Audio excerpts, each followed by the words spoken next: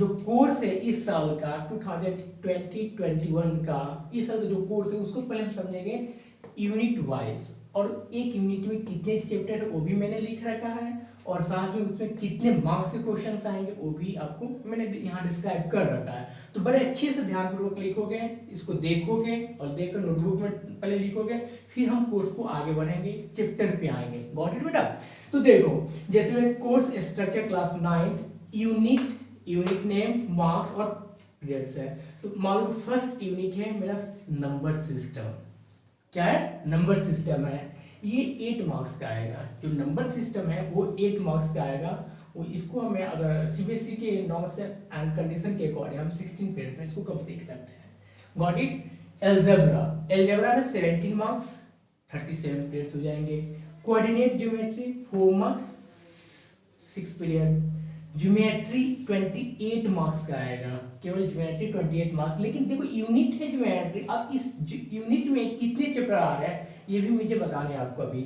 81 class में मतलब period में हो जाएंगे। फिर मेंसुरेशन आ रहा है, मेंसुरेशन आपका 13 मार्क्स का आएगा, ये 16 पीरियड्स में हो जाएंगे। फिर स्टैटिक्स एंड प्रोबेबिलिटी है 10 मार्क्स का, ठीक है, 22 पीरियड्स में कंप्लीट हो जाएंगे। बेटा ये अगर आप देखोगे तो टोटल 80 मार्क्स का आएगा। कितने मार्क्स का आएंगे? आपका जो थ्योरेटिकल पेपर होगा थ्योरी में, ये 80 मार्क्स का है। अब 80 मार्क्स को गेन करना अब आप पे डिपेंड कर रहा है कि कैसे गेन करें, ठीक है। जैसे जैसे आप बड़े हो रहे हैं वैसे वैसे आपके, है ना। तो यहाँ देखो, जैसे 8 मार्क्स है, नंबर सिस्टम में यूनिट फर्स्ट है। यहाँ आओ राइट साइड में, आप यहाँ देखोगे तो नंबर सिस्टम देखो, जो नंबर सिस्टम है यूनिट फर्स्ट है, केवल एक चैप्टर को गेन कर रहा है। जो चैप्टर फर्स्ट है इस चैप्टर को गेन कर रहा है। ये यूनिट क्या है? ये फर्स्ट यूनिट है। गॉट इट बेटा? अगर आप इस फर्स्ट चैप्टर को अच्छे से रीड आउट कर लोगे, अच्छे से पढ़ लोगे, तो आपका कितने मार्क्स आ जाएगा? 8 मार्क्स कंप्लीट। अब देखो एलजेब्रा, एलजेब्रा में आपका 2 चैप्टर आएगा। एलजेब्रा में आपका यूनिट सेकेंड में आपका चैप्टर 2 एंड चैप्टर 4 आएंगे। ये 2 चैप्टर आएंगे, यानी polynomials and linear equation in 2 variables. Got it? Polynomials and linear equation in 2 variables आपका यूनिट सेकेंड में आएंगे, ठीक है। 2 एंड 4 चैप्टर। इसमें क्या था? चैप्टर फर्स्ट आ रहा था। अब यूनिट थर्ड देखो, यूनिट थर्ड में क्या है आपके पास? कोऑर्डिनेट ज्योमेट्री है, 4 मार्क का क्वेश्चन है, ठीक है। 4 मार्क का क्वेश्चन आएगा। इसमें है आपका ओनली, अगर आप चैप्टर थर्ड पढ़ लोगे, यूनिट थर्ड में अगर चैप्टर केवल थर्ड पढ़ोगे, कोऑर्डिनेट ज्योमेट्री पढ़ लोगे, वो आपका एक ही चैप्टर है कोऑर्डिनेट ज्योमेट्री, वो यूनिट थर्ड में है। इसमें आपका कितने मार्क्स का आ जाएगा? 4 मार्क्स का आएगा। Got it? बहुत छोटा सा है, बहुत अच्छा है, बहुत इजी है। अब ज्योमेट्री देखो, ज्योमेट्री बेटा जो यूनिट 4 है, यूनिट 4 देखो, चैप्टर 5 टू चैप्टर 11, मतलब introduction to Euclid geometry, lines and angles, triangles, quadrilaterals, area of parallelogram and triangles, circles and construction. There are 1 2 3 4 5 6 7 chapter, यानी कि चैप्टर कौन सा? 5 6 7 8 9 10 और 11। ये जो है यूनिट 4 में आएगा 7 चैप्टर, ठीक है, 28 मार्क्स का। अगर एक चैप्टर को डिवाइड करोगे तो 4 मार्क्स हो जाएंगे, है ना। तो बस वही है। अब देखो बेटा, आओ अब यूनिट 5 में, इसमें मेंसुरेशन। तो मेंसुरेशन यूनिट 5 हो गया।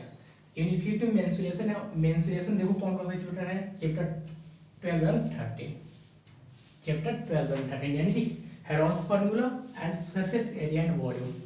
गॉट इट बेटा? Surface area and volume and Heron's formula. And unit 6 आप आओगे तो इसमें स्टैटिक्स एंड प्रोबेबिलिटी। ये क्या था? चैप्टर 12 एंड 13 था। और यूनिट 6 में आ जाएगा चैप्टर 14 और 15, यानी कि स्टैटिक्स एंड प्रोबेबिलिटी। और स्टैटिक्स एंड प्रोबेबिलिटी कितने मार्क्स का है? 10 मार्क्स का है। मतलब कि आप अगर 2 चैप्टर्स अगर पढ़ ले रहे हो, आप 10 मार्क्स गेट करोगे अच्छे से, ठीक है। अगर यूनिट 5 अगर अच्छे से क्लियर करो तो 13 मार्क्स, ज्योमेट्री का अच्छे से क्लियर करो 28 मार्क्स। तो ये है स्ट्रेटेजी, आपको कैसे पढ़ना है, कैसे करना है। तो ये तो भी मैंने बात किया बेटा आपको 80 मार्क्स का जो थ्योरेटिकल पेपर है और थ्योरी में 80 मार्क्स का आएगा। ठीक है, अभी हम बात करेंगे इंटरनल्स मार्क्स। यहाँ हमने लिखा इंटरनल असेसमेंट 20 मार्क्स। 80 प्लस क्या हो जाएगा, 80 प्लस 20 कितना हो जाएगा, 100 मार्क्स। गॉट इट बेटा। तो ये 100 मार्क्स है। अभी तो हमने 80 मार्क्स की बात किया कि ये जो 15 चैप्टर्स है, ये 6 यूनिट है, इसके अकॉर्डिंग हमने डिवाइड किया है according to CBSE board. CBSE board के अकॉर्डिंग उन्होंने डिवाइड किया है। और हमें अब 20 मार्क्स का डिवीजन करना है, और 20 marks according to CBSE board 20 marks में इन्होंने बोल रखा है कि देखो इन्होंने क्राइटेरिया बताया कैसे कैसे, जिसमें यहाँ मार्क्स का डिस्ट्रीब्यूशन किया गया था chapter wise, unit wise distribution किया था। सेम एज इट इज यहाँ इंटरनल मार्क्स, यानी कि जो टीचर जो पढ़ाते हैं आपको मैथ्स, वो मार्क्स आपको इंटरनल्स में 20 मार्क्स दे सकते हैं। ठीक है, तो वो आप पे डिपेंड करता है कि आप 20 मार्क्स कैसे गेन कर सकते हो। ठीक है, तो बेटा अब यही है अगर मान लो कि आप अभी स्टार्ट कर रहे हो, अभी शुरू कर रहे हो पढ़ना 9th क्लास, तो बस आप इस चीज को दिमाग में सेट कर लेना अच्छे से। तो आपका ये 20 इंटरनल मार्क्स में जो 20 मार्क्स है, ये कभी कटने वाला है नहीं। 80 मार्क्स में भी नहीं कटेगा अगर आप चाहोगे तो थोड़ा सा, लेकिन इसमें तो बिल्कुल ही नहीं कटेगा। लेकिन अगर इस चीज को फॉलो करोगे तो, जैसे फर्स्ट है pen paper test and multiple assessment. इसका मतलब ये हुआ कि आप स्कूल में जो जो हम लोग टेस्ट लेते हैं, क्लास टेस्ट लेते हैं, यूनिट टेस्ट लेते हैं, हाफ ईयरली लेते हैं, है ना, लेते हैं। तो इसमें बेटा आपको मैं और अच्छे से बता दूं, आपको टीचर मतलब टाइम टू टाइम आपको बताते रहेगा कि कौन सा मार्क्स ऐड होने वाला है, क्या होने वाला है। तो इसमें 3 टेस्ट होगा, PT1 plus PT2 plus PT3, 3 test होंगे। ठीक है, 3 टेस्ट में मान लो तीनों 10-10 मार्क्स के होंगे, तीनों 10-10 मार्क्स के होंगे। गॉट इट बेटा। तो 30 मार्क्स हो गए। लेकिन अगर मान लो PT1 में जो आपने टेस्ट दिया, इसमें मान लो कि 9 मार्क्स ला दिया, PT2 में मान लो कि 7 मार्क्स ला दिया, और PT3 में मान लो कि आप क्या ले लिया अपना 7.5 मार्क्स ले लिया। अब 7.5 के मतलब क्या हो गया, 7.5 के मतलब हो गया 8 मार्क्स आपने गेन किया PT3 में। अब देखो ये दोनों दोनों PT1 और PT3 को आप देखो, जब PT1 और PT3 को देखोगे तो मैक्सिमम मार्क्स किस में है, PT2 में, PT1 में है, और PT3 में है, PT2 में नहीं है। तो PT2 वाले मार्क्स हम नहीं लेंगे, PT1 और PT3 को ऐड करोगे। जब ऐड करोगे कितना होगा, 8 प्लस 9 ऐड करोगे 16 1 17 हो गया। Got it. लेकिन 17 कितने मार्क्स में से आया था, 20 में से आया था। हमें तो 10 में ही तो देने हैं, 10 मार्क्स देने हैं। आप 2 से डिवाइड करोगे तो कितना होगा, 8.5 यानी कि 9 मार्क्स। आई होप आपको क्लियर हो गया। यानी कि 10 में से 9 मार्क्स आपको यहाँ मिल जाएगा अगर आपने 3 टेस्ट में इस तरह से मार्क्स ले रहे हैं। तो जाहिर सी बात है, आप जब यूनिट टेस्ट देते हैं तो वहाँ 2 से 3 चैप्टर्स आते हैं। क्या आप 2 से 3 चैप्टर अगर आपने अच्छे से क्लियर करके, अगर आपने रिवीजन करके, अगर अच्छे से तैयारी करके देंगे, तो जाहिर सी बात है 10 आउट ऑफ 10 आ सकते हैं। अगर 10 आउट ऑफ 10 आ भी गया, और किसी कारणवश अगर किसी एग्जाम में अगर अच्छा मार्क्स नहीं है, 2 में अच्छा आ गया, तो वहां अपना गेन कर सकते हो 10 आउट ऑफ 10। Got it. अब देखो सेकंड पोर्टफोलियो। पोर्टफोलियो की मतलब ये होता है बेटा कि आपने जैसे मैं आज से स्टार्ट किया था क्लास 9 पढ़ना, 9 पढ़ना शुरू कर दिया, अटेंडेंस होना शुरू हो जाएगा।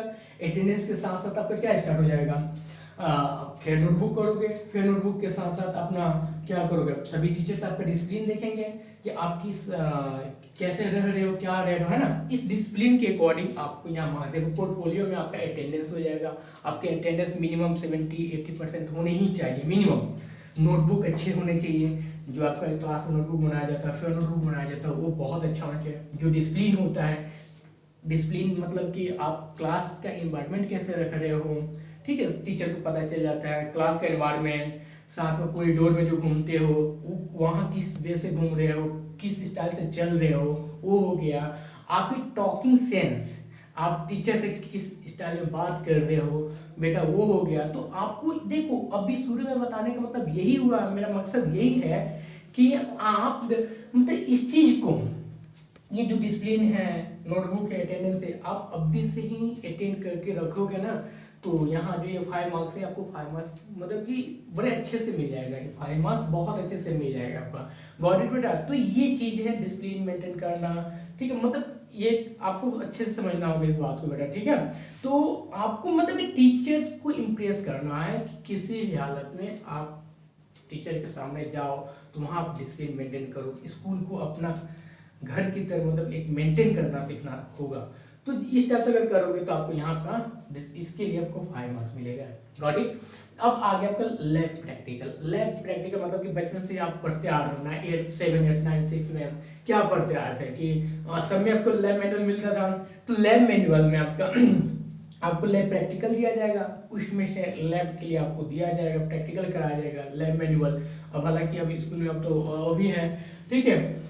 तो मैथ लैब, तो उसके के अकॉर्डिंग हमें आप अगर मान लो 10 प्रैक्टिकल करा दिया गया तो 10 प्रैक्टिकल में आपने 10 प्रैक्टिकल बहुत अच्छे से कर लिया तो वहाँ आपको 5 मार्क्स मिल जाएगा। देयर आर 20 मार्क्स, ये हो गया। तो आई होप आपको बड़े अच्छे से क्लियर हो गया होगा ये 20 मार्क्स कहाँ से मिलेगा, ये 80 मार्क्स कहाँ से मिलेंगे। इन दोनों को जब ऐड करोगे तो 100 मार्क्स हो जाएगा। गॉट इट, क्लियर है बेटा। मतलब कि यही है आपका